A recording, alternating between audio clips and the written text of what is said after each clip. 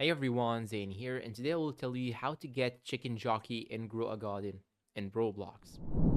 Now, what is the Chicken Jockey? The Chicken Jockey is a unique pet that offers two significant benefits. Benefit number one, the zombified mutation. It provides a 20% chance every 30 minutes to zombify a nearby fruit, increasing its sale value by 25 times. Egg hatch speed boost. This is the benefit number two.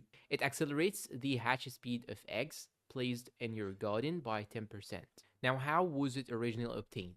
Players who were online during the Blood Moon update's launch received the Chicken Jockey for free, specifically if you joined the game immediately after the update went live and remained in game during the event. The pet was automatically added to your inventory. Can you still get it? Currently, the Chicken Jockey is unobtainable through the standard gameplay.